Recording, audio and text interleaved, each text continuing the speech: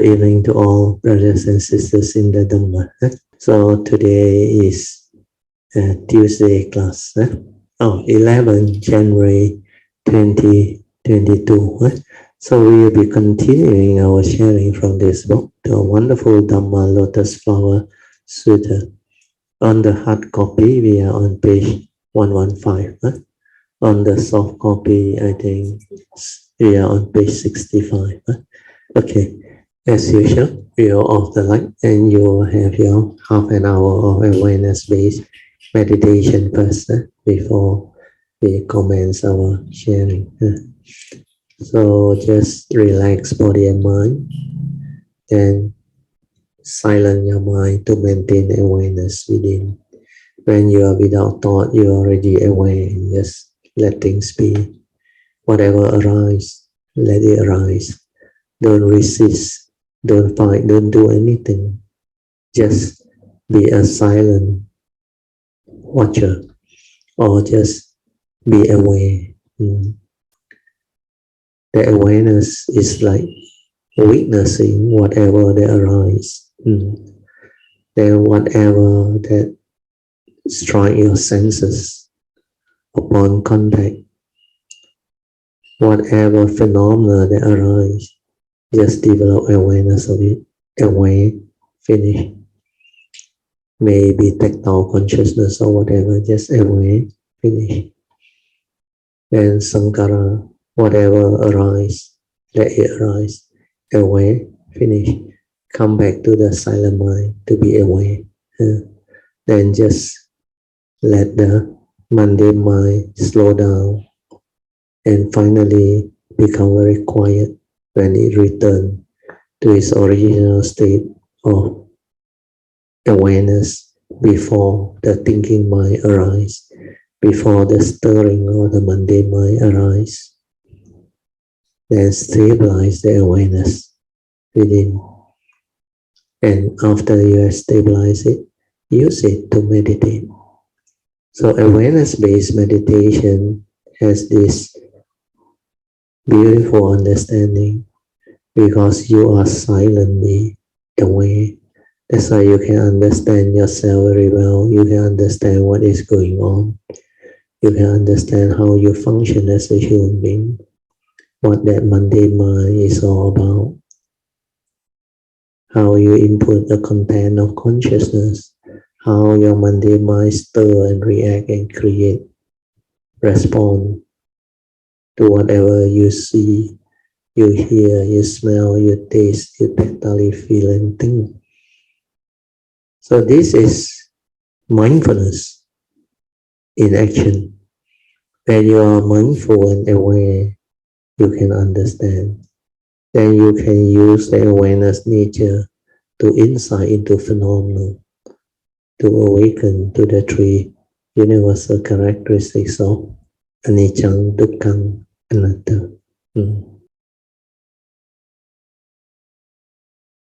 So maybe I will continue from the hard copy. Since we say the soft copy they don't have. I will read from here. The three divisions are literally the three stores, or what we call the three treasures. Under Theravada is called the Tipitaka. They are so called because many principles are stored inside. What is a Dharma master? Dharma refers to the Buddha's teaching. A master is one who serves as a good model for others. The Dharma master bestows the Dharma upon living beings. Another definition of Dharma master is one who takes the Dharma as his master. There are many types of Dharma master, but for now, a general explanation will suffice. The Dharma master here referred to is Kumarajiva. This Sanskrit word means youth and long life. The meaning is, although Kumarajiva is a young boy, he has the manner, the virtue, and the intellectual maturity of an elder. He has the virtue, conduct of someone who has lived a long life, and so he is called the youth of long life. It was Kumaraziva then who translated from Sanskrit into Mandarin the wonderful Dhamma Lotus Flower Sutra. Although sutra may be translated into Mandarin, they convey the same meaning as those in the Pali Sanskrit. Why is the translator's name placed at the beginning of the sutta? You may ask. If Dhamma Master Kumaraziva has not gone to China to work on translation, the sutta would not have been transmitted to China so quickly. His name is placed at the beginning for several reasons. On the one hand, it is to recognize his merits and virtue. On the other hand, that way he is responsible for any mistake in translation. Seeing his name, those of future generation will all remember Dhamma Master Kumaraziva and his meritorious deed. So we move on to chapter 1. Now we are at page 115, chapter 1. The wonderful Dhamma Lotus Flower Sutra. Okay. Thus have I heard. At one time, the Buddha dwelt on Mount Gidrakuta near the city of the king's abbot. Together we were gathering of great bhikkhus, 12,000 in all. All were arahants, or arahats, whose outflow has ceased, and who had no further afflictions. Having attained self-benefit, they had cast off the bond of all existence, and their heart had attained self-mastery. Their names are Achinyata Kondanya, Maha Kassapa, Uraveva Kassapa, Gaya Kassapa, Nadi Kassapa, Shariputa, Great Mongalana, Maha Kayayana, Anuruddha, Kafina, Gavampitpati, Revata, Vilandavasa, Vakula, Maha, Kautila, Nanda, Sundarananda, Purna Maitreya, Niputra, Subhati, Ananda, and Rahula, and other great arahats such as this, whom the assembly knew and recognized. Moreover, present were those who need further study and those beyond study, 2,000 in all. Bhikkhuni Maha Prajapati was there with her retinue of 6,000, and also Rahula's mother, Bhikkhuni Bhishoni Yosohara, with her retinue. There were 80,000 bodhisattvas, mahasattvas, all irreversibly established in Anuttara Samyat Sambodhi. So this is a lot, 80,000 bodhisattva and mahasattva. All had attained dharani and the eloquence of delight in speech and turned the irreversible wheel of the Dhamma. They have made offerings to limitless hundreds of thousands of Buddhas. In the presence of those Buddhas, they have planted the roots of virtue. They were consistent or constantly receiving those Buddhas' praise. They cultivated themselves in compassion and were well able to enter the wisdom of the Buddha. They have penetrated the great wisdom and arrived at the other shore. Their reputation extended throughout limitless world realms. They were able to rescue countless hundreds of thousands of sentient beings. Their names were Bodhisattva Manjushri, the Bodhisattva who contemplates the world of sound, Kwanzaa, then the Bodhisattva of great strength, then the Bodhisattva forever vigorous, the Bodhisattva unresting, the Bodhisattva Jewel Pump, the Bodhisattva Medicine King, the Bodhisattva Courageous Giving, the Bodhisattva Jewel Moon, the Bodhisattva Moonlight, the Bodhisattva Full Moon, the Bodhisattva Great Power, the Bodhisattva Unlimited Power, the Bodhisattva Transcending the Three Realms, the Bodhisattva Bhadrapala, the Bodhisattva Maitreya, the Bodhisattva Accumulation of Jewels, the Bodhisattva Guiding Master, and other Bodhisattvas such as this, 80,000 in all. So that is the amount. At that time, Chakra, Devanan Indra, was present with his retinue of 20,000 gods. So this is King Sakka. Among them were the god of moon, the god universal fragrance, the god jewel light, and the four great heavenly kings, each with their retinues, 10,000 gods in all. There was a god self mastery and the god of self's great self mastery, each with his retinue, 30,000 gods in all. There was the god Brahma, lord of the Saha world, the great Brahma Shikin, the great Brahma Brilliance, and others, each with their retinue, 20,000 gods in all. There were 8 Dragon King, Dragon King Nanda, Dragon King Upananda, Dragon King Sagara, Dragon King Vasuki, Dragon King Tashaka, Dragon King Anavatapa, Dragon King Manasvin, and Dragon King Upalaka, and others, each with his retinue of several hundreds of thousands of followers.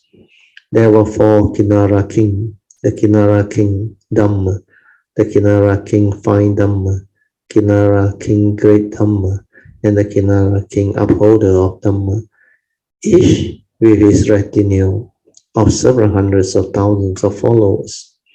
There were 4 Gandharvas King, Gandharva King Music, Gandharva King Musical Sound, Gandharva King Beautiful, and Gandharva King Beautiful Sound, each with his following of several hundreds of thousands of disciples. There were 4 Asura Kings, the Asura King Balin, Asura King Karaskanda, Asura King Vimachitrin, and the Asura King Rahu, each with his retinue of several hundreds of thousands of followers. There were 4 Garuda King Great Majesty, Garuda King Great Body, Garuda King Great Fullness, and Garuda King as you were, each with his own retinue of several hundreds of thousands of followers. There was Vadahi's son, the king Ajatasatru, with his retinue of several hundreds of thousands of followers, each made observant obeisance at the Buddha's feet, withdraw to one side and sat down. So that is the sutta part. Then now we will go to the commentaries. Chapter 1, Introduction by Venerable Hsuan, the Sutra. Thus have I heard. General introduction to roots and branches division of the Sutta. The wonderful Dhamma Lotus Sutra contains 28 chapters. This is the summary. The first chapter, Introduction, narrates the causes and conditions leading up to the speaking of the Sutta. Although the first passage of text of all Sutta is an introduction, this is the only Sutta that devotes an entire chapter to an introduction. Thus have I heard, every Dhamma assembly must fulfill 6 requirements: faith, hearing, time, host, place, and audience. Thus fill the requirement of faith. I have heard fills the requirement of hearing. I explain the reason behind those 4 words in the commentary to the Vajra Sutta. Dhamma which is thus can be believed. Dhamma which is not thus cannot be believed. Who is the one I refer to here? There is the false self of common people, and there is the divine self of non-Buddhist religion. Here, the I refer to the false self, not the true self. You may ask, why does the text say I heard? Basically, isn't the ear which hears? Why does it say the ear hear? Why doesn't it say the ear hears? The ear is just one part of the body. The I refer to the entire form and mind or body. Therefore, Ananda said, I have heard. Thus I have heard. Thus have I heard. Ananda spoke the word thus have I heard for 4 reasons. To resolve the assembly's doubt, to honor the Buddha's instruction, to put an end to dispute, to distinguish Buddhist Sutra from writing of other religion. What doubt did the assembly hold?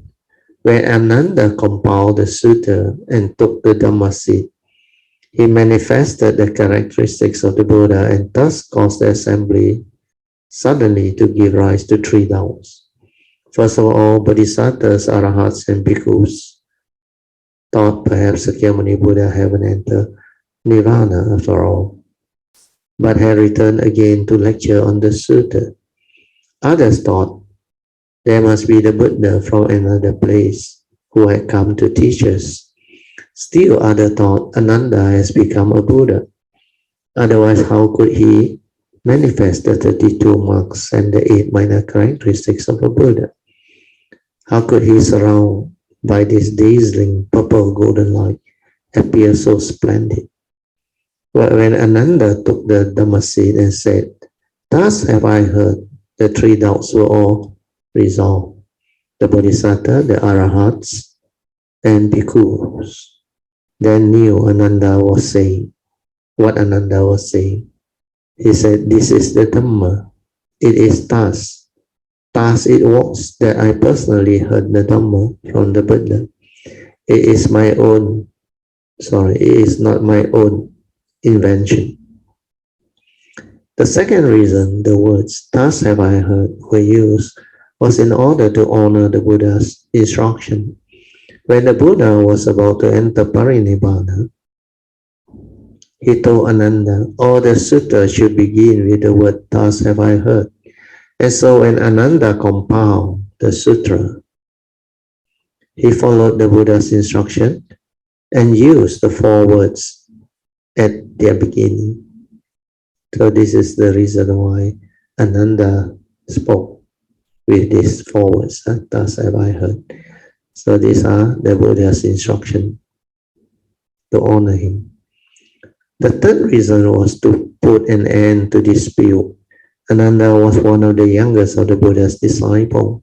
He had made it clear that the sutta he was speaking were the Buddha's word and not his. There would certainly have been objection. You say you can speak sutta? Well, so can I. Also can we. People would have said. But when Ananda said that the sutta were not his own, but were that of the Buddha, all the assembly, including his elders, his peers, and his junior, had nothing to say. They were the Buddha's sutta. This silenced their objection and end of dispute. So this introduction part is to enable you to understand the reason behind all this. It's mainly for us to be familiar with how they actually documented all these sutras and how it was meant to be. Okay, I'll read on page 124. The fourth reason was to distinguish the Buddha's sutras from the writing of other religions. So you cannot find the first four words, thus have I heard, then definitely it's not from the Buddhist teaching.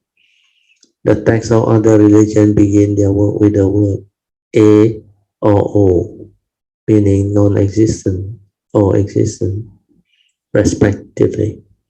They say that all the 10,000 Dhamma either exist, nor do not exist, or do not exist.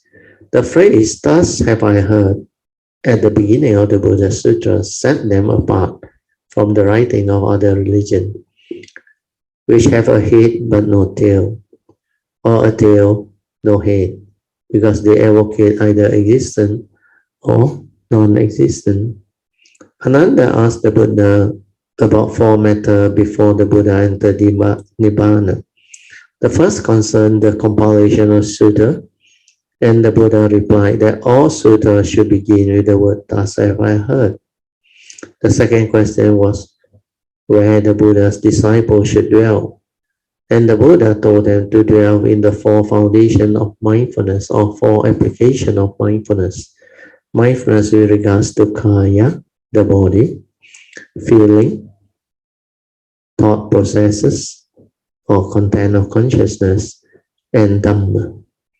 The four applications of mindfulness are kaya nupassana, or contemplate the body as impure. This is the Mahayana version. The actual kaya nupassana is different. But they develop this emphasis.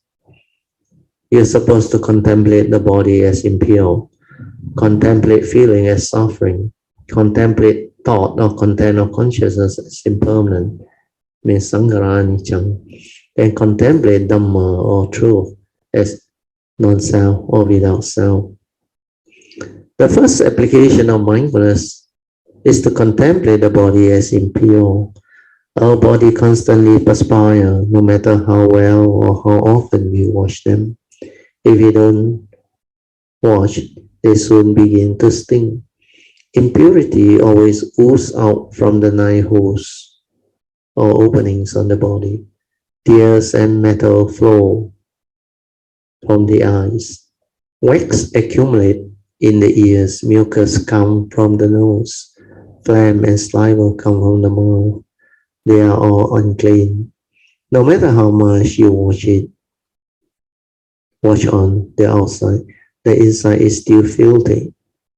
We have discussed 7 orifices so far. Add excretion and urine from the eliminatory orifice, and that makes 9.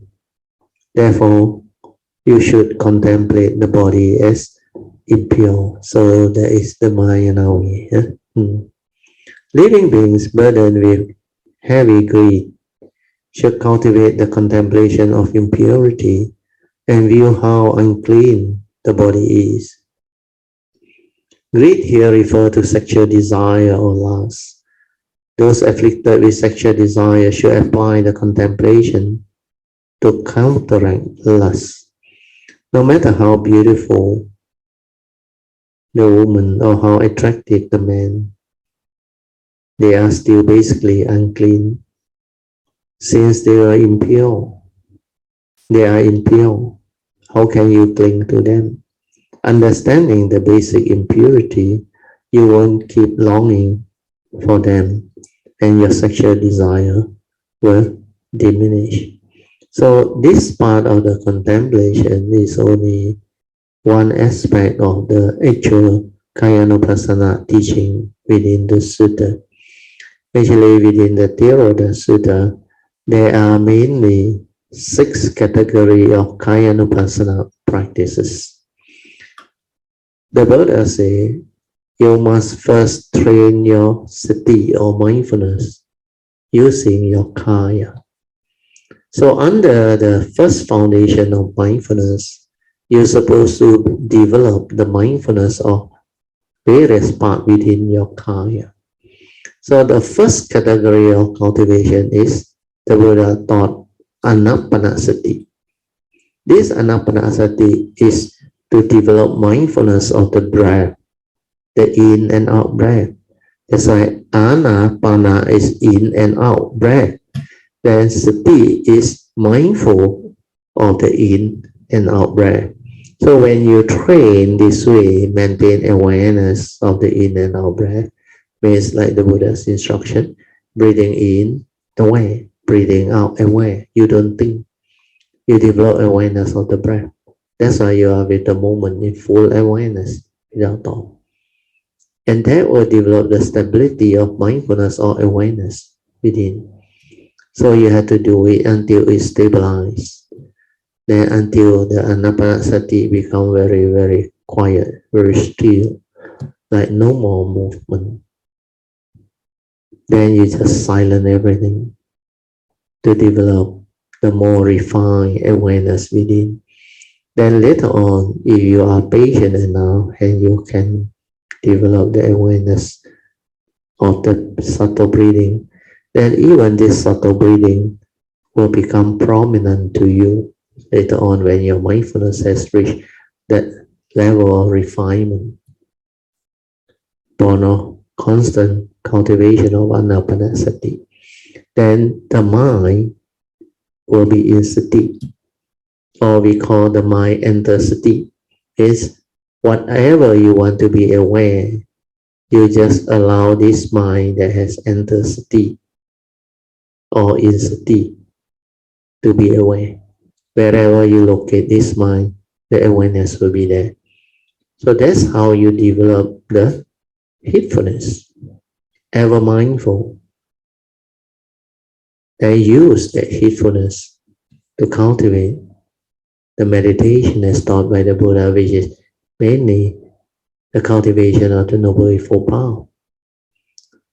So when you do this, the Buddha called it heedfulness, the constantly meditative and ever mindful. This is heedfulness. Then under Dhammapada verse 23 is it, the constantly meditative and ever mindful and steadfast one. They will realize the supreme enlightenment, Nibbana. Definitely. That's why that is what heedfulness is all about. The moment you are heedful, like Dhammapada verse 21, heedfulness is the path to the deathless. The heedful never die. Means you realize the deathless element. Then heedlessness is the path to the dead. The heedless are as if dead. That's why you don't train your mind to be heedful. You are as if dead. You don't stand a chance. Spiritually, you don't stand a chance. Then after you have skillfully developed the ability to be mindful of the in and out breath, or develop the sati until your mind enters sati, then you can move on to daily mindfulness, starting with the four postures, like the Buddha mentioned under the second category of practice of Kayanupassana. He said standing aware, walking aware, sitting aware, lying down aware. So these are the four postures. You anchor your mindfulness to the Kaya first. Then when you can do that already, you are more stable already. Then you can connect up all the connecting moments. That's why the third category of practice is to develop mindfulness and clear comprehension of all action or movement in the present moment. So in the Kayanupassana Sutta, it's described as standing aware, looking forward aware, bending, stretching, turning aware, putting on your clothing or monk's robe, shoulder clothing aware. Whatever you do aware, blinking of your eye aware, turning of your hand when you walk aware. Then whatever that goes on, you develop awareness. Then even answering nature's call aware. So this is the third category of mindfulness of Kaya training. If you do this, your daily mindfulness will stabilize and you will become very different. You will start to see a lot of things that you never see before. That's why Kayanupassana is very powerful. Only after you have done these three, then you start the fourth, cultivation. You use that mindfulness, the stability of mindfulness that you have established, to develop mindfulness of the four elements of this body. Makes you aware that there are these four elements that makes up of this body. That's why I always say, this body goes the way of nature. Why? Because it is made up of elements which are from nature. That's the reason why under the 5 daily contemplation, the Buddha said, this body of ours is of the nature to decay or grow old, get sick, and finally die. For it has not gone beyond decay, always sickness and death. So understanding this is very important. Then you will not cling to this body because it's not you. It's without the consciousness. How can it be you? Element goes the way of nature. So we say the four elements are ways to simplify this physical body. Within the physical body, we have the element of earth or Parthavi, where there is hardness, solid form. We call it Parthavi, the earth element. And Tejo, which is heat element. That's why we have bodily temperature, 98.4, and all the others. Heat within our body to maintain life. Then we have Apo.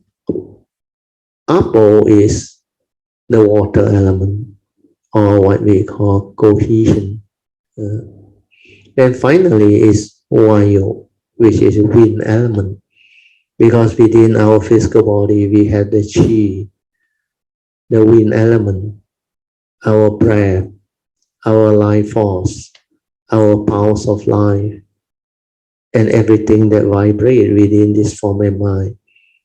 That's how it maintains our posture. Without this wind element, we cannot stand straight. We cannot maintain our this whatever posture. Of course, we need the backbone and all those things. We need the supporting leg and other things. But the wind element is very important. Because without that, there is no life, no breathing. Your heart cannot beat, cannot pump. Then you cannot take in prana or oxygen from the environment. And you cannot excrete through the nostril too. So the wind element is very vital for life. So when you contemplate these four elements, you will come to know that this four element goes the way of nature. It is on the way to decay, means impermanent, depending on condition. That's why we go through life, the four phases. When we are born, we have the child, the youth. The child, very beautiful first phase of formation of the body with all the organ, everything. Then we grew into an embryo, then into a baby, then a child. Then we become a youth. Then we continue to grow until we reach adulthood. Then we plateau off. We will start to get old, get sick. And finally, the body goes the way of nature. It dies, separate from the consciousness. And you cannot do anything to it. Because the life force is gone. There is nothing to sustain it or nourish it. The organ has failed. And there is no more condition to sustain life. Then you will come to know, basically, these four elements are impermanent, empty, not real, not what you think. They go the way of nature. Then if it's only element, no knowing, how can it be you? So this contemplation is very useful. It's tied to the first three of the 5 daily contemplation. Then after that, we have the 4th category of practice. The 4 element is the 4th. Then we have the 5th, the 32 parts of the body. You're supposed to visualize and recite the 32 parts. When these 32 parts come together, then it will have the causes and conditions to be animated with the life force, everything, to become a human being that has life. That's why the form and mind nama root arise. Then you will start to know, like the bullock cart, what they call analogy that the Buddha gave. He told the monk, you look at the bullock cart, what do you see? They say bullock cart. Okay. So he said, take the parts away, the wheel, the axle, the carriage and all those things. Then lay them down. What do you see? The bullock cart is gone. No more bullock cart. Then the Buddha said, okay, assemble them back. Then he asked them, what do you see? Hey, bullock cart again. So what is your understanding? When the causes and conditions are there, then all these parts come together and allow it to become a concept that performs a function. Then you give it a name, you label it as something, a car or a block car. So arise already, exists already. If you deludedly cling and growl thinking that it's real, then you have been foolish. Because these are conditioned arising phenomena or entity. When all the condition is dispersed, when the part is no more, it doesn't perform the function. It loses its entity. Then you say, gone or die.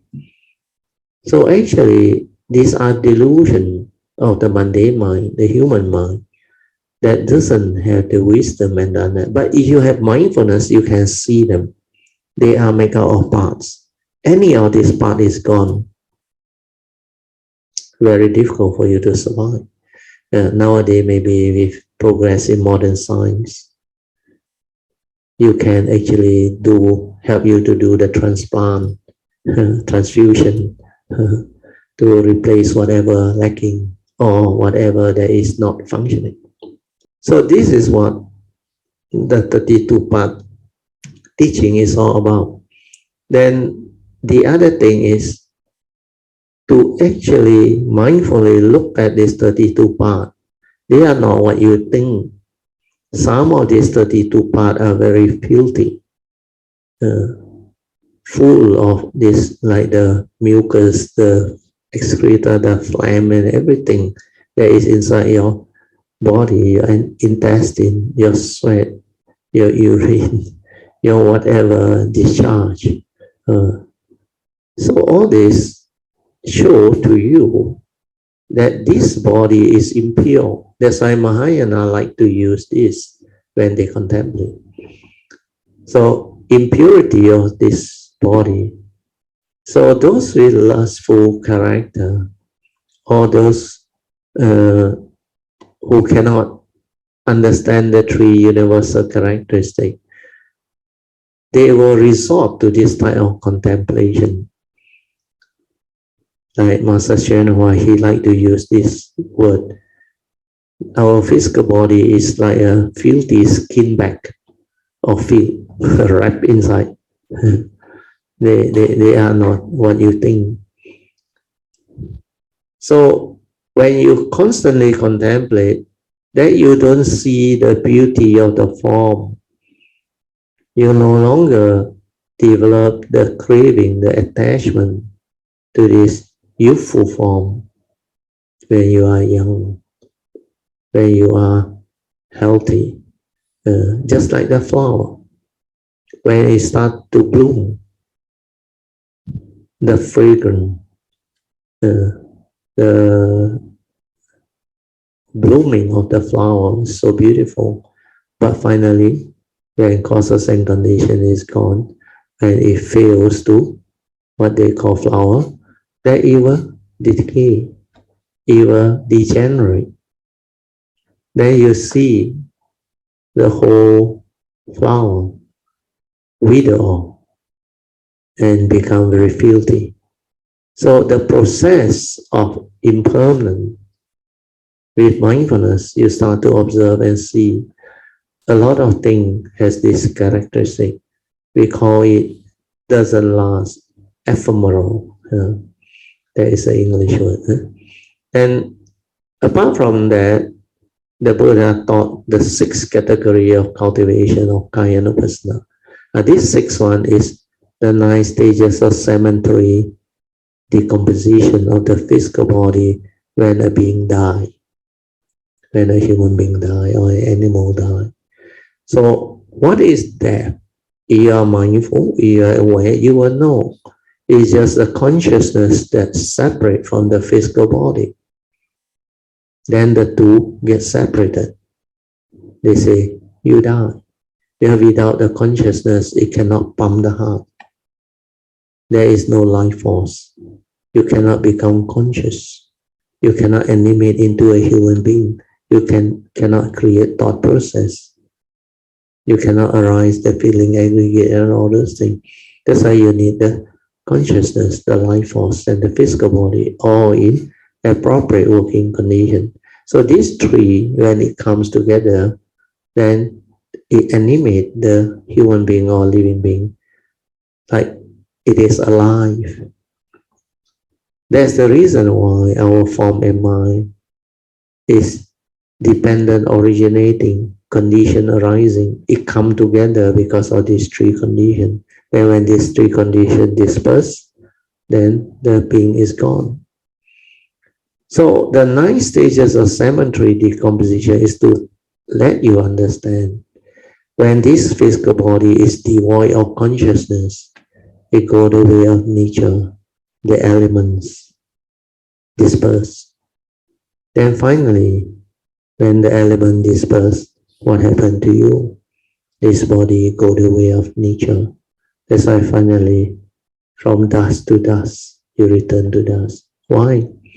Upon that, the wind element is gone, then followed by heat element. There is no life force, there is no heartbeat, no wind element, then there is also no more heat because that body will become cold very fast. So when the heat element and the wind element no more, the earth element will actually deteriorate because there is no more heat inside there. Of course, sometimes it becomes cold and harder than all things. But the water element will start to ooze out. Then even your stool, you cannot hold, your urine, you cannot hold, the muscle all gone. That's why you see the decay process. Then that physical solid body starts to decay. Then over time, it gets like eaten by these birds or whatever that come and feed on it. Then it get the flesh all gone, left with the bone. Then the bone also over time will decay. That's why finally it become dust, blown away. So this is for you to see the unreality of form. Form is not real, not what you think. Form is dependent, originating, condition arising, also will make out the 4 elements. So when the 4 element is gone, means finally the water element, the earth element also gone. Then without the 4 elements, who are you? The human being is no more. So that's how you contemplate. Then you develop the understanding not to be deluded by this physical body. This is to allow people to develop wisdom. But for the Mahayana, I don't know why, they just focus on one aspect, contemplate the kaya or physical body as impure. So we have covered the Kayanupasana, so we move on. The second is to contemplate feeling as suffering. Everything you experience, be it pleasant or unpleasant, moves your mind. When your mind moves, that is suffering. Means how your mind stirs and reacts to sense experience. There are many kinds of suffering. There are the 3 sufferings, followed by the 8 sufferings. So this one is the categorizing of this type of suffering. And all the limitless suffering. So the 3 suffering these are all also taught in the Theravada text. The suffering within suffering, then the suffering due to decay, then the suffering of process. Then the 8 suffering are the first noble truth realities. The suffering of birth, old age, sickness, and death, the first 4. Then number 5 is the suffering of being separated from your prized possession and your loved ones. Here they only put your loved ones. But everything that you cling on to, hold on to, grasp onto, there is the possibility of separation. When your form and mind separate, you cannot own anything. Your entity erased, like the movie Eraser. When your entity is erased, you cease to exist. Then how can you own anything? So either these things separate from you before you die, when conditions cease to be, or when you die, when your entity is erased, then you cannot own anything. So they will also separate from you. So separation is a reality. So this is the 5th suffering. Then the 6th condition is the suffering of being around people whom you don't like. Here we use the word what one hates. Actually, both also can be used. People whom you don't like means you sometimes don't like that person, means you tend to have the tendency to hate that person, especially your mother-in-law or whatever that you cannot come to relationship with. Then to all those who bully you or stress you out, put fear in you, harass you, especially in the career field. Then number 7 is suffering of not getting what one desire or want. When you cannot get what you want, you suffer. Then you can also include 2 more things. When things don't go your way, it's the same. Is you cannot get what you desire or crave for. So all these are the understanding. The other one is when your expectation in life is not met. You expect to be promoted, but you didn't. That can cause you suffering. And you expect your good friend, your sister, your brothers to understand you, but it didn't happen. So this can cause suffering because your mind perceives it so.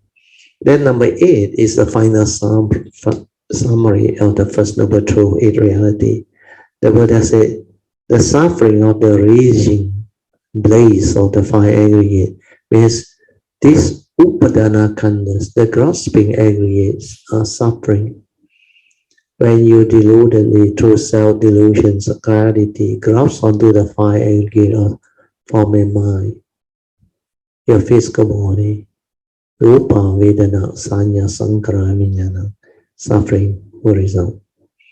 Then we go into the description of the 3 suffering. The 3 sufferings are present within the 3 rhyme. The desire rhyme, the form rhyme, and the formless rhyme. Okay? Means Kamaloka, Rupaloka, and the formless rhyme is Arupaloka. Loka is rhyme of existence. No matter what you feel, it is bound up with suffering. If you can understand this, you won't crave pleasure, and you will be able to avoid suffering. So here there is not much explanation on what we call mindfulness of feeling. But the actual understanding of mindfulness of feeling is very deep, is different from what people think.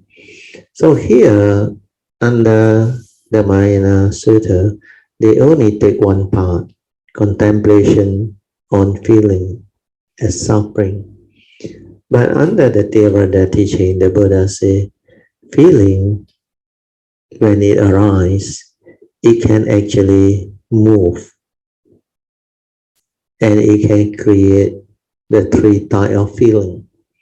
So when feeling arises, initially is pure feeling. Then how did our mind develop the perception that it is a pleasant feeling? If it's pleasant feeling, we attach, we cling, we crave for it to be repeated. You want it more. Then if it's unpleasant, we try to resist it, reject it, and push it away. Then there is a third type of feeling, which is neutral feeling, neither pleasant nor unpleasant. This happens within the human mind. The three loka, kama loka, rupa loka, and arupa loka. So mindfulness of feeling is to be mindful that feeling, whether it's still pure feeling or not, whether you have wrong view, delusion, craving, desire, or aversion, the evil roots, or delusion, then how it actually creates stirring of your mind to react to those feelings negatively or positively.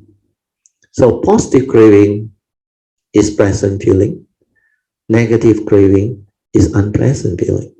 And there is a neutral feeling where you neither feel pleasant or unpleasant. And most of the time it has nothing to do with you. That's why you don't feel anything. You say, no, I don't feel anything. Yeah. And sometimes, especially when the weather is neither too cold or too hot, you feel good, isn't it? So there is this pleasant feeling. Yeah.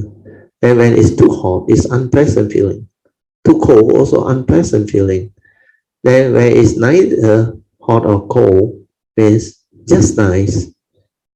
You have a very nice feeling leading to a very neutral feeling because you don't complain. And sometimes you see somebody's car get into accident or trouble or what. If it's not your car, you don't feel anything. You can sometimes joke about it or laugh. But if it's your car or related to you, the person's car, then you feel it. Understand? Then that feeling actually create the movement. That's why the Buddha said, when you develop sensitivity of mindfulness of feeling, you must be aware. When feeling arises, upon contact, feeling arises, you must be aware. Then when feeling has become unpleasant feeling, you must also be aware. Or feeling has become pleasant feeling, when there is craving and desire for it, you must be aware. Aware means what? When you are aware, means you develop the understanding that your mood has arisen. Your pure feeling has changed and become pleasant and unpleasant. Sometimes it's neutral. So pleasant feeling denote what? Denote that there is sensual desire, craving to have it, to get it repeated, or develop craving or desire for it. And you feel like wanting more. So when this arises, the Buddha says, you must be aware. Means this is sensual desire, craving, positive craving. And there is a mental hindrance. That's why it will hinder your mind from entering the meditative state of inner peace and inner calmness. That's why you cannot develop the understanding. So mindfulness of kaya leading to the stability of mindfulness, to see the mindfulness of feeling is very important. When there is stability, you can actually stay at the moment of feeling. And when you have wisdom, yoniso manasikara, your mind will not stop. So feeling will remain as pure feeling. Then whatever that arise, the awareness is there. Then when they arise to distract you or to make you heedless, you are aware. Mindfulness of feeling will tell you feeling has changed to pleasant feeling, or pleasant sensation, or unpleasant or neutral. So the mental states or emotion that arise through the pleasant feeling is identical to sensual desire, which is a mental hindrance. Then when you develop negativity of feeling, aversion, dislike, envy, jealousy, unpleasant feeling, that itself is the opposite side of ill will. The opposite side of sensual desire, which is ill will. And sensual desire and ill will are the first two mental hindrance. When they arise, you develop mental hindrance. And what are mental hindrance? Mind state that hinders your mind from entering the meditative state of inner peace, inner calmness, and inner awareness. That's why you cannot be peaceful. You cannot develop the meditative mind. So throughout the day, when you live your life, you are heedless, you keep on oscillating between like and dislike, pleasant and unpleasant feeling. What will happen? Means it becomes a habitual tendency. You habitually create the sensual desire and ill will, which are the hindrance of mind that develop the heedlessness. That's why your mind cannot settle down, cannot be peaceful, where the hindrances are there. So how can you meditate? This is the understanding. So if you want to develop the meditation, you must have spiritual faculty, which is the opposite of the five mental hindrance. So apart from sensual desire and ill will, there is also the sleepiness or sloth and torpor. Then there is this, what they call restlessness of mind, followed by doubt, the five mental hindrance. And to reverse this, you need to cultivate the opposite five, starting with faith. Sada, then develop virya, spiritual zeal or tonicity. Then after that, sati, mindfulness. The moment you are aware, mindful, there is no thought, no thinking, no duality. That's why you are at peace. There is a silent mind, the awareness within. Then you stabilize it, it becomes samadhi. With sati and samadhi, you can see what is happening. That's why it can give rise to wisdom. Then with these five spiritual faculty, it will counter all of the five mental hindrance. That's how you meditate. That's how you develop understanding. So this is very important. So from Vedana, Nupassana, you will move to the third foundation of mindfulness, which is Chitta Nupassana, mindfulness of content of consciousness. From there, you start to see your Sankara activity. When content of consciousness has the evil roots of greed, you must be aware. When content of consciousness has the evil roots of hatred, envy, jealousy, you must be aware.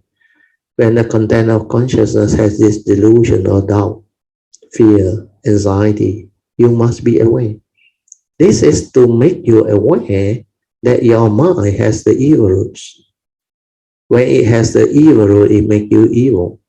You cannot keep your precepts. You cannot cultivate. That's why mindfulness is very, very important.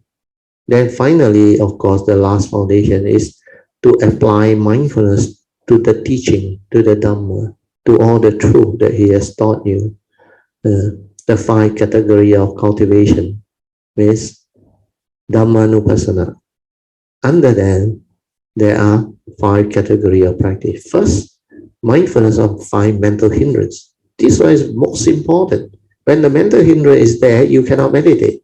You cannot be peaceful. That's why you must be mindful of it.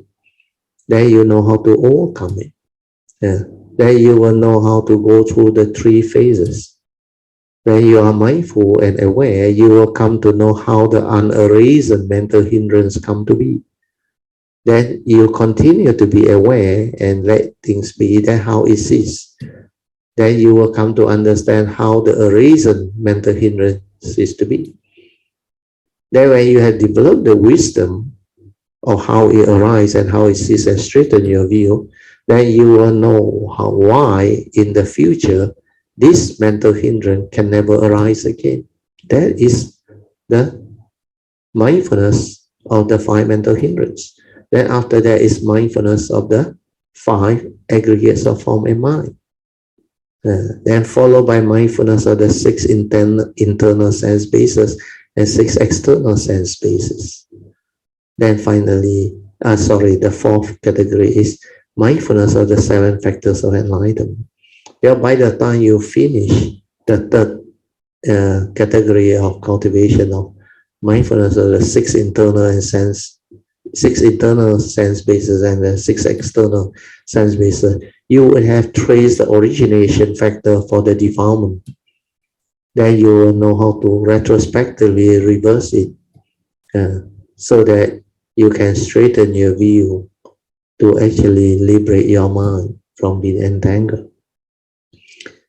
And that's how you develop wisdom. Then when you develop wisdom and understanding, the 7 factors of enlightenment keep on arising. That's how you develop mindfulness of them. Then when you know they keep on arising, means you are on the right path. Then during that time, the last category, mindfulness of the Four Noble Truths and its 3 turning, become very easy, very straightforward, following the Avijja Sutta.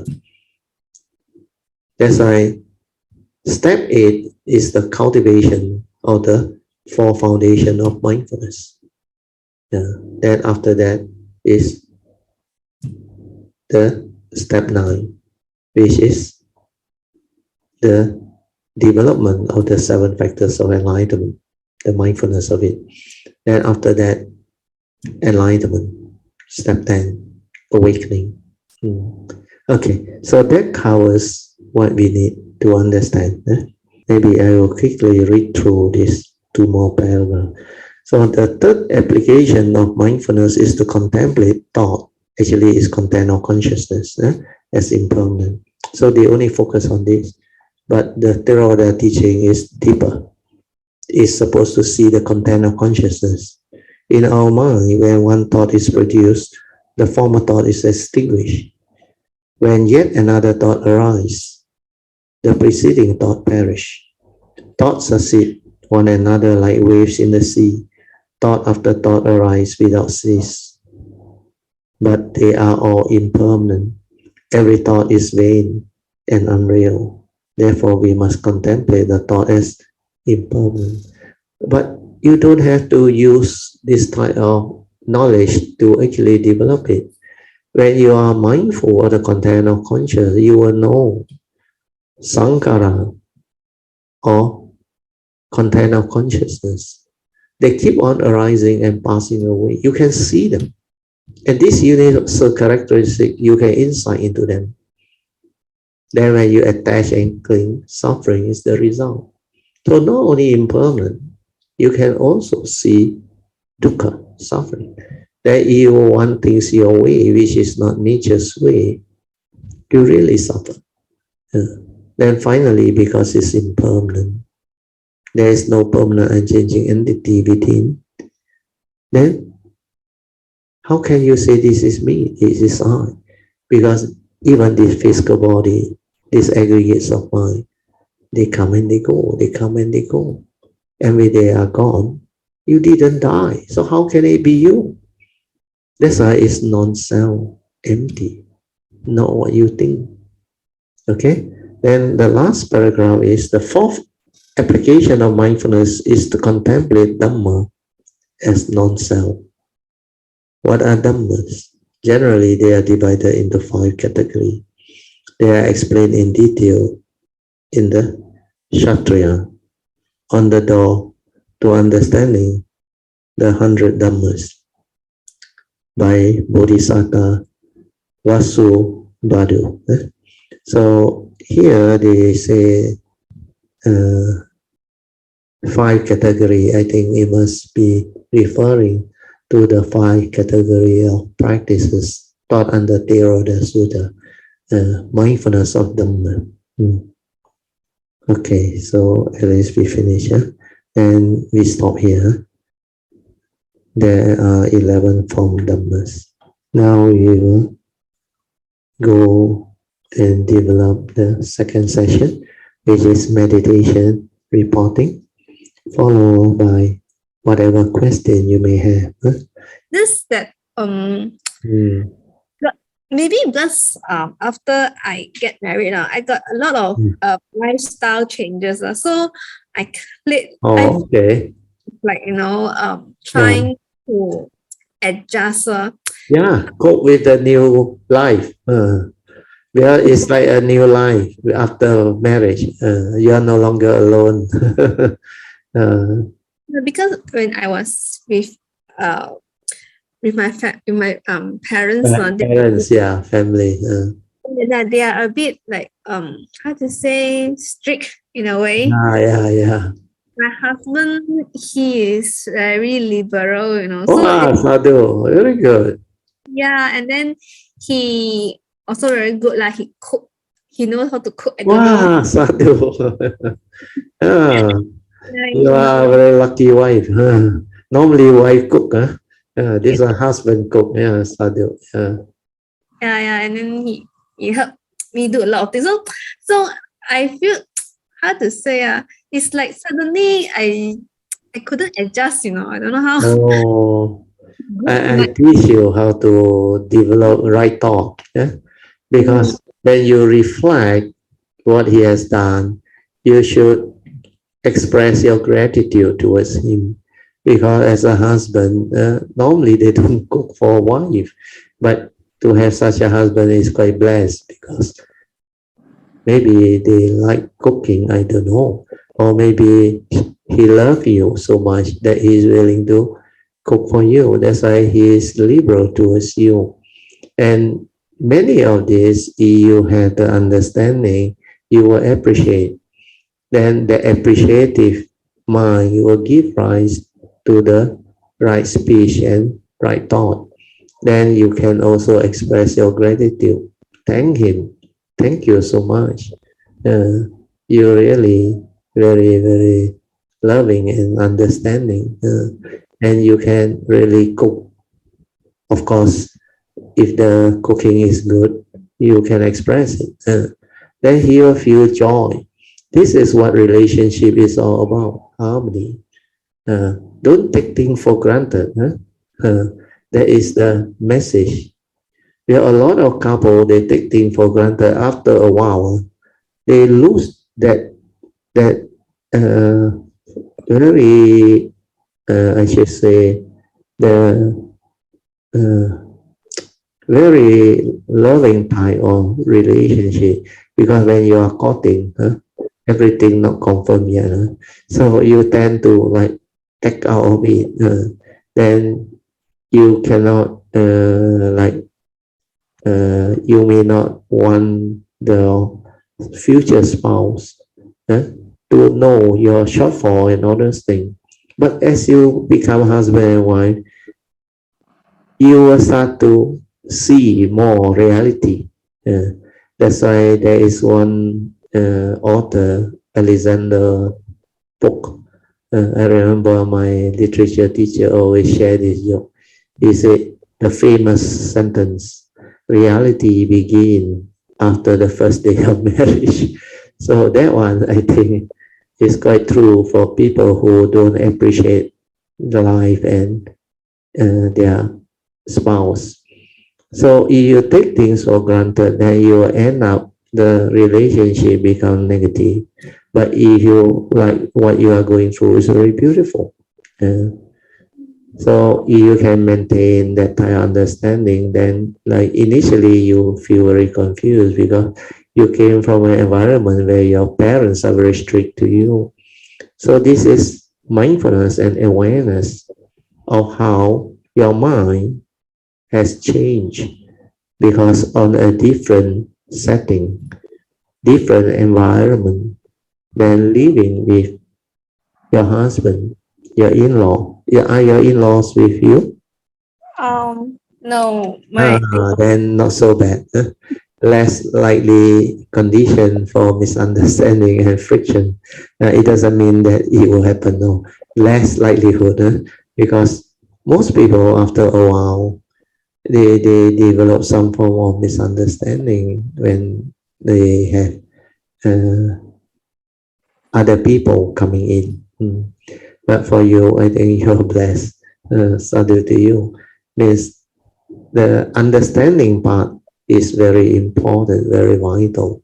And this will give you the understanding of how to apply the Noble Eightfold Path, the Dhamma, to develop understanding of relationship and life.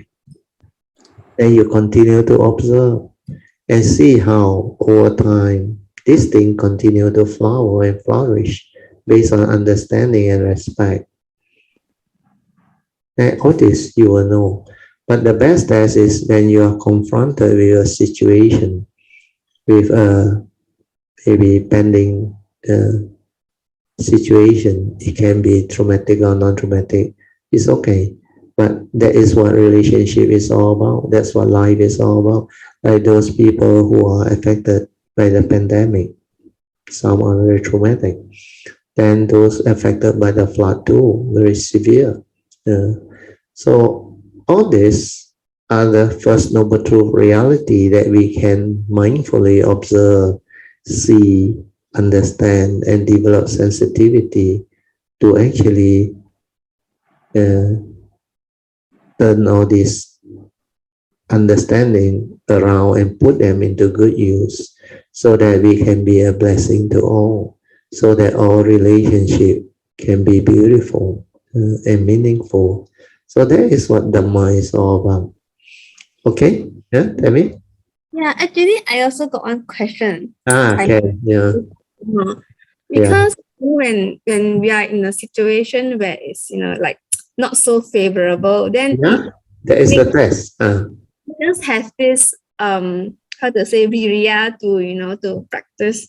But for example, like when we go to for example, we go to a place that is more favorable, then the virya will be lacking. Oh, okay. So, and I really feel that lately, very hard. And I don't know. I only. So what is your question? More important, that is how you feel, Okay.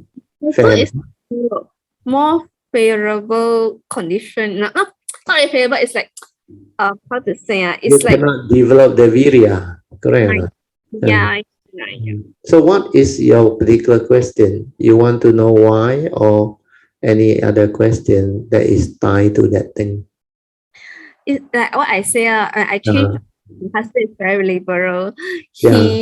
Of course, he's not a practitioner. So of course he knows what he need to do, like very responsible and everything. But very good. Yeah.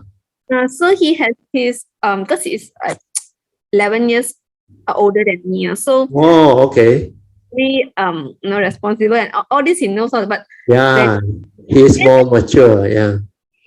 So he how to say so but he's not a practitioner, so he don't practice, he don't meditate and everything.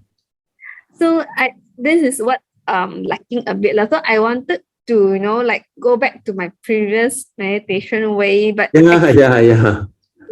I feel a bit now I understand how you feel.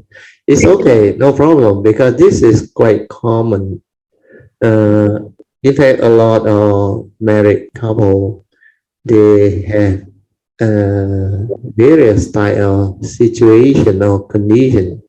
For yours is really unique because he is totally not non-practitioner. But does he has any belief system or religion?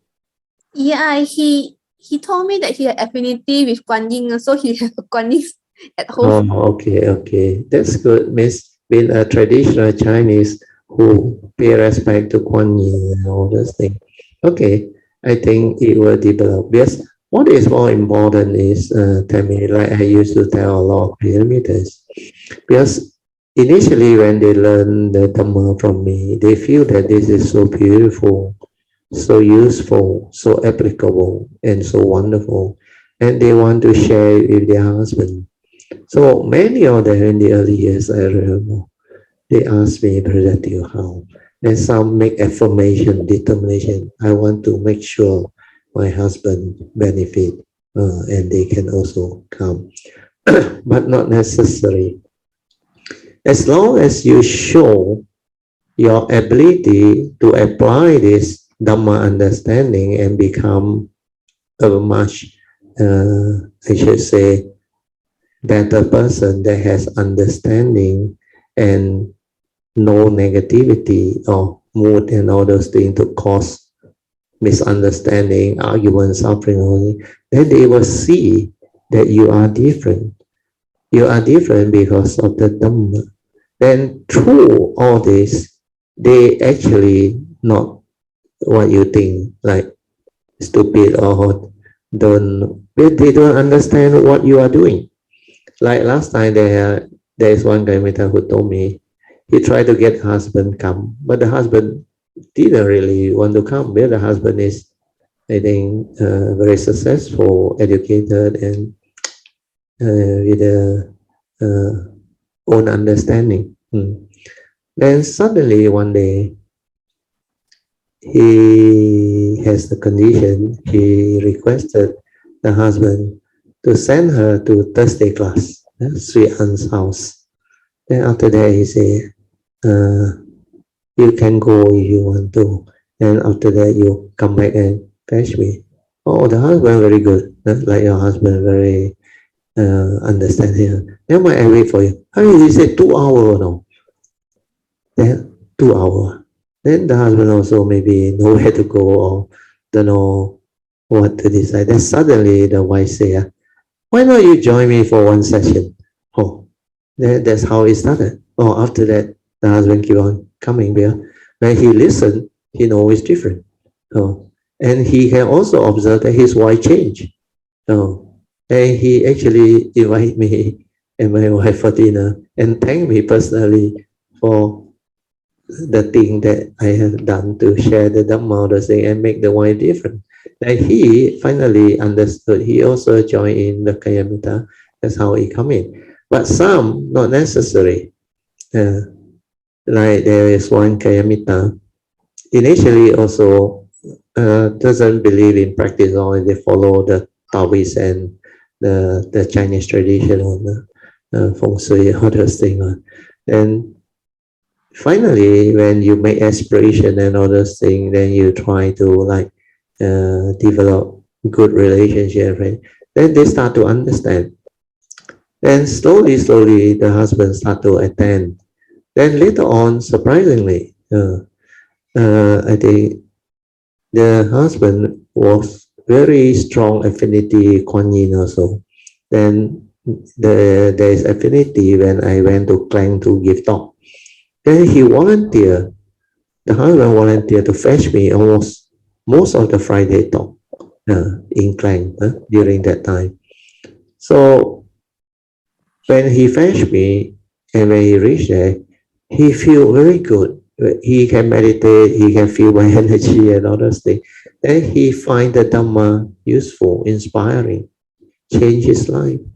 That's how he come into contact with the thing. But he do his thing, the wife do her thing. So no problem. Then there are other cases too. Initially, like you want to learn Dhamma or whatever, they won't stop you. There are some kayamita like that. Like your husband, very liberal, and but there are some, the husband don't understand, they fear, they actually put us off. But somehow he get resolved. You are through Dhamma. You can resolve all this. So for your case, it's a lot more easy, simple. It doesn't mean that you alone, you cannot cultivate, you cannot practice.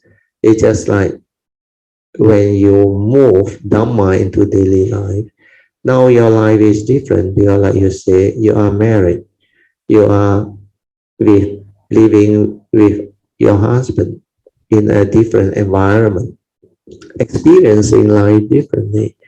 You experience the good, the wholesomeness. Then you recall the day when you are not married, where you can full-time devote yourself to Dhamma, which is quite common. Then the mind will start to think, well, now you have a relationship, you have your duty as a wife, upkeep the house and all those things. Then it is a different life experience. You are exposed to different aspects of life. That's why you must apply the Dhamma.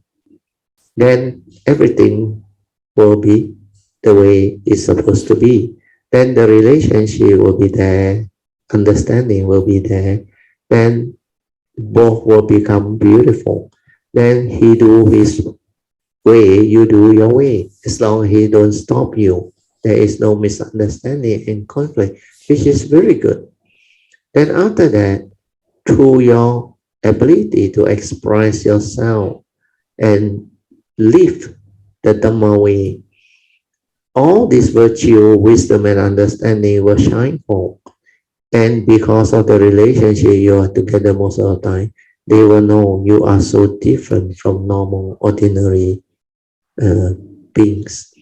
Then they start to develop curiosity about what is this teaching that you are learning. And when there is condition only, you let him know or ask him to go to the website or whatever he want to ask, let him ask you first. I remember initially they asked a lot of questions. Those who came to me also before they really believe in the Dhamma, have faith in the Dhamma, they have a lot of doubt because they were exposed to different type of life. Then because they get themselves entangled in life, especially the First Noble Truth reality hit them, then they become so afflicted, miserable. That's why they seek Dhamma. Then when they start to understand after many rounds of questioning, they start to change. Then they start to give it a chance to go into the cultivation. Then they listen. Then they try to apply. Then those who have faith, they actually transform and change. So be patient. You don't need to force anybody to learn the Dhamma. Like I told my wife, our children, they have their life. Why want to force them? No need. When the condition come, things will happen. Before that, let things be. Because my wife was concerned. After they went to secondary school, they like totally forgot about the Sunday class in Brickfield. Because after secondary school, they have the activity already. They have their kaki, their friends and all that. Then most of the time, most parents will know. Later you have children, you also know. They reach certain age, like Form 1, Form 2, Form 3. They don't want to go out with you already. They say, Daddy, you all go lah. I join my friend. So there are phases of adolescent or childhood development that will make them different. Then you have to understand that is life. But if you have the Dhamma, you will not force yourself to create like unnecessary karmic repercussion by forcing your relationship on others. Without them knowing it, actually is karmic. This is not what the kid want. So I always tell my wife, they are alive, let them decide. But when they are young, we need to guide them. We guide them. Then when we see that they have problem or situation, we tell them, we are always here for you. And you can always come to us and discuss things. At the end of the day, I just explain to you my understanding. Then your life, you still make the decision yourself. So don't worry. And then there is no like generation gap where people find it so difficult for their kids to communicate with them, to talk to them. When you are very understanding and open on all this, your children feel at home and they actually trust you. That they know you will not raise your voice and scold them and force them not to do the thing that they want to do. So all this is what is very common outside for most people. Well, they thought this is good for my children. They discipline them, they control them, and they say that is bad for you. But bad according to you, not to them. To them, maybe that is what they want. So there must be understanding. Then when they cross the line, you have to advise them, there is your duty as parent and all those things. So these are the Sigalawa Sutta type of teaching, where relationship among fellow human beings or sentient beings, they are all taught there. We only need to understand we have our duty. We play our role in the form of duty. So duty now, after you are married as a wife, as a spouse, then later on maybe as an in-law, daughter-in-law to your in-laws, then as daughter to your parents, then you have your siblings, then you have your colleague, your office colleague, then neighbors and all those things. Then whatever relationship, you must develop the understanding of the Dhamma to live by the Dhamma, following Noble Eightfold Path, that you will be beautiful. Understand, Tammy? So there is a lot of possibility, don't have to worry. So you are that doubt, no need to worry. Because like you say, the virya not there. But if you have the understanding, cultivation is our own, understand? Our environment and situation may distract us because it is a new way of life. You have to learn to adjust. But like I say, it is not a hindrance. Like when I was working as an engineer, actually that time my career was at my more or less peak. I was 34, 35 years old in 1988, 89. I did my cultivation full time, 86, 87, 88, 89. So these 3 whole years, I actually integrate the Dhamma cultivation, daily mindfulness, the daily religious routine into my career life. And I find it so interesting. That's why it can be done. So for you, Tammy, no problem. Thank you. Yeah, so anything else? No, Yes. yeah, so you can nominate somebody, still got 10 minutes. It's clear. It's like clear sort of my inner doubt. Good. No, that will help you. Yeah, this sharing is very unique because we seldom discuss this topic. Okay, you set the condition for it. Because normally, Kayamita, when they come to spouse problem or what, they will talk to me on one-to-one basis and they dare not bring it out. But for you, it's very good. Where your relationship is very good and you are very open, which is actually difficult to come by. You must thank your good karma together with your husband's karma. That's how you all can come together. How long already? 1 year already? March 1 year. Oh, much earlier. Oh, hey, good enough. Already 10 months. Huh? Consider good outcome of the test. Yeah, everyone different, my daughter. So, sadhu to you. We wish you all the best, and maybe with the Dhamma, it will definitely help you to develop more understanding. Like you say, it has cleared your doubt. Now you know how to develop the faith, the virya. That on your own you can cultivate. Because Dhamma cultivation is about our own faith, our own understanding. Then don't worry whether your husband join you or what. Let things be. When condition is ready, things will unfold, it will happen. Before that, just let things be, maintain the good understanding, the good relationship, then develop the understanding to express yourself beautifully, means through gratitude, through appreciative of what he has done for you and how he has made your life much better. Because he's very liberal. So compared to when you are living with your parents, you find that this is good. The only thing is you recall the day when you are with your parents, you got more time for cultivation. That's the only difference. So all these are very interesting Dhamma understanding that you can develop. That's why life itself is your greatest teacher. You learn from life.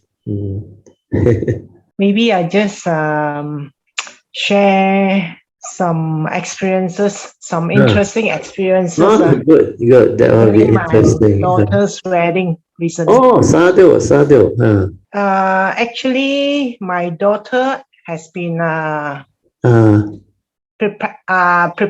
preparing for wedding since last year. Oh, okay. But due to MCO, yeah, they cannot have their function, due to the MCO, they have to delay. Yeah. Until everything is more stable. Yeah, correct. Yes. So from the day that they planned the wedding until recently So I always emphasize that the boy's side parents has to come forward and propose. normally to propose to us. That is the tradition, I suppose. Yeah. But they apparently they are not so keen and then they just ignore this point, Oh, okay. Then what happened?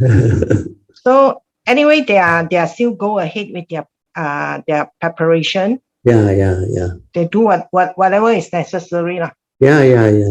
And they also just had their photo shooting. Oh, okay. Registration of marriage all done, Not yet. The registration of the okay. ROM, they already got a date. Good. Means soon already. So, and they had their photo shooting as well. Yeah. So because of the pandemic, that's why we also agreed that the wedding has to be the simple ones. Yeah. Simplify. A lot of people do simplify. Simplify. Yeah. And there's no wedding card or ceremony. Yeah, nothing. So, and actually we don't have any intention to hold any dinner also. But my daughter and her fiancé, so they have the intention to invite few close friends. Yes, that is what usually they do. Even Alicia also do that. So after that, second thought. Then I told my daughter, since we are not giving any dinner. Yeah. They have the intention to get some close friends and also both side parents. So then my concern is, I told my daughter, if we are not giving any dinner, so whether it's appropriate that we attend the dinner, So okay. because we also don't want to create any confusion, among our siblings. Yeah. But So is it when, arranged by the boys' side, the boys' family? No. They no. I mean the couple is arranging for that. Oh, okay. For the two family to meet and have dinner. No, I mean they actually plan to have a wedding dinner for the close friends only. This close friend, official wedding dinner. Yeah. Smaller group. Small group with a few friends. Yeah. So my concern after that, I just told my daughter whether it's appropriate that we attend, So I mean, since we have no intention to give any dinner, so we do not want to create any misunderstanding, Correct, yeah.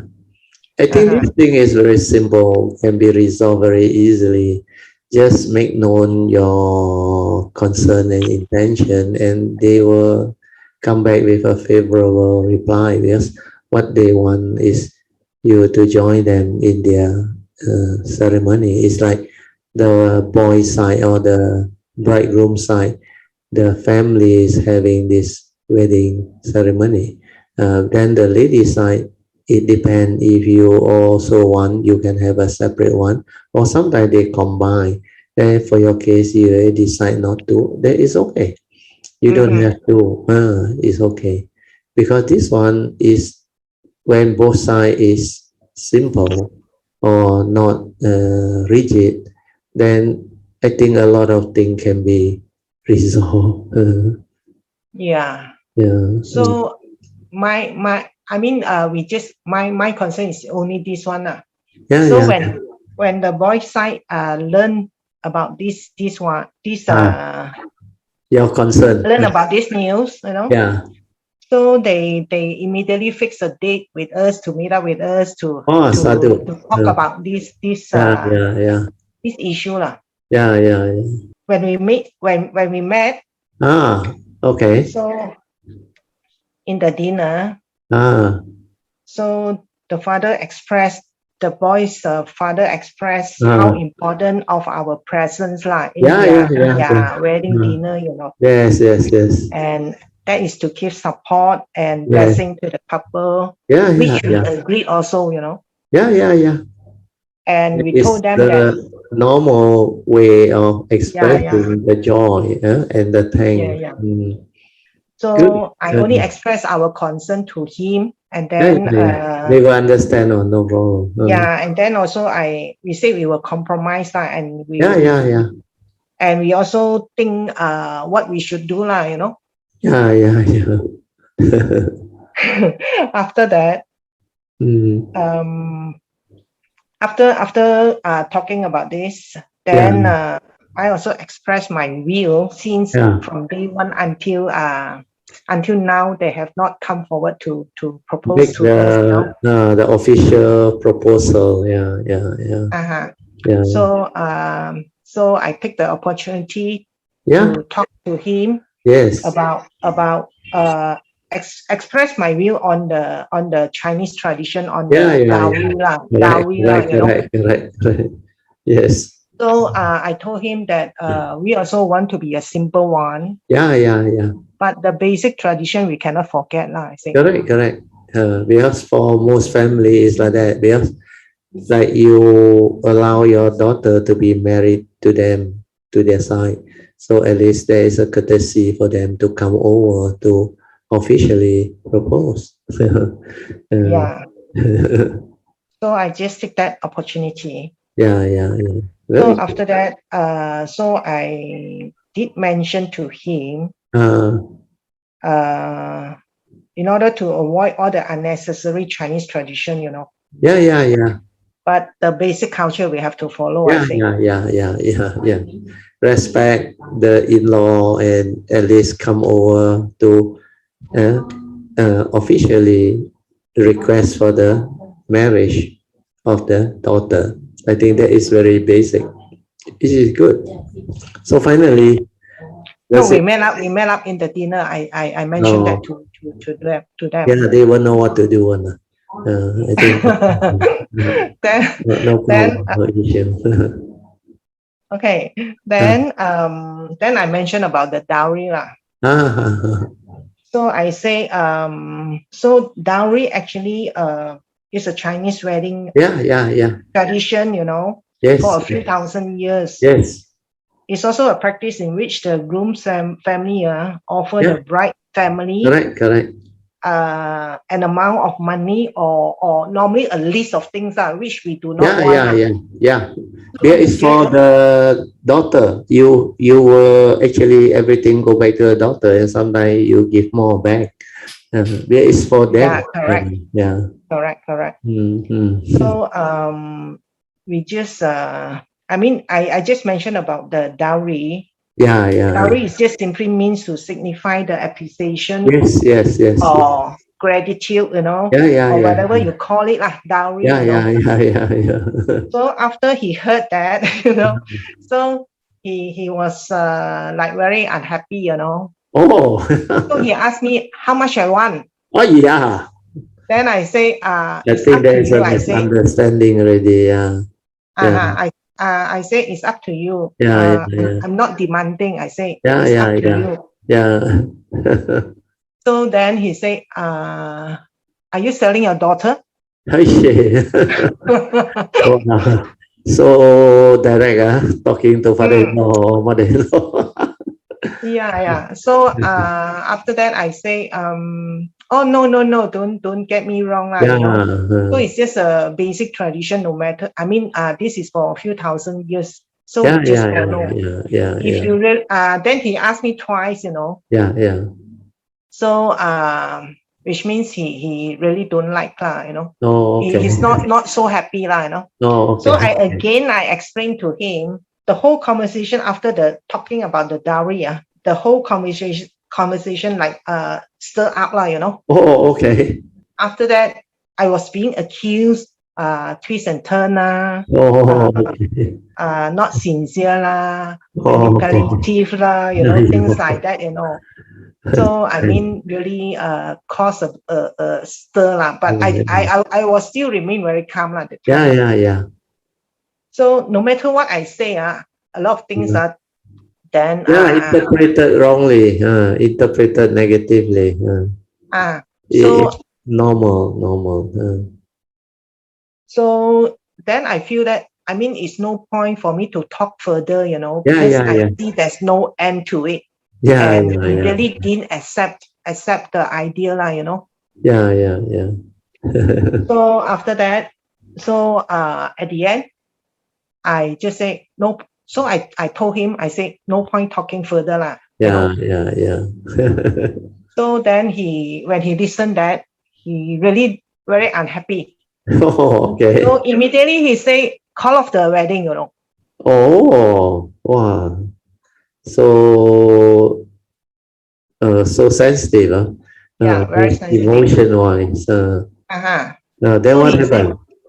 He called off the wedding. Then actually before that, Chai already signaled me to stop.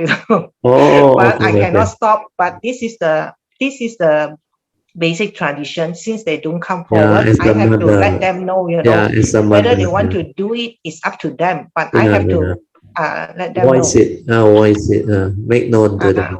Because I don't demand anything. I just say up to them. After that, after he said that, then I immediately just stand up, because no point talking already. And then he raised his voice also, Oh, okay. He raised his voice louder and louder, and then I look around. I feel I'm afraid that he lost his control. And he will be more embarrassed after that. Yeah. So then I was hesitating. Actually, I was hesitating. So I look at them. I look at them. Everybody's so angry, So what am I going to do? I was hesitating, I was standing. I stood up already. So after that, I look at them, and I saw their angry faces. So after that, then I just left . Oh, okay, So okay. I left. I know it's not. I mean, it's a bit rude, but Yeah. under that circumstances, I have no choice, lah. Okay, okay. But I was not really. I was not really stirred up, but I just walk off like that, lah. Okay, okay. Mm-hmm. So that's what happened. Sorry. That's what happened. Huh? That's what happened. That's not the end yet. That's Oh, not the end. okay, okay. So I went back. After that, I went back. That night I recall. Actually, the whole situation. They are not willing to give the dowry, lah. Oh, okay, okay. So, and then the next day, actually, we remain very calm. The next day, immediately, I do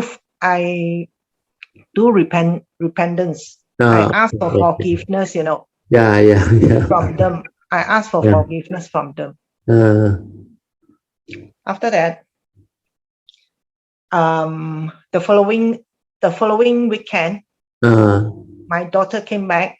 Actually, my daughter was asked to move back by his mother. Oh, okay. For temporary, according to her. So I didn't know that also. Okay. So actually, it's not a bad things because after my daughter came back, actually it's giving her a chance to share and disclose more things to us, because normally my daughter actually she's caught in between. Yeah. So a lot of things she just kept to herself. Yeah, this will give her condition to express herself through an understanding, because when you go through a situation, you see the true color of the other, I should say, the other side, side. So then my daughter also, the auntie, the uncle, the cousins from Australia all called her, and then she shared with them more and more, and then the more she disclosed, and then the more she shared, then we felt that that is really not compatible, not suitable.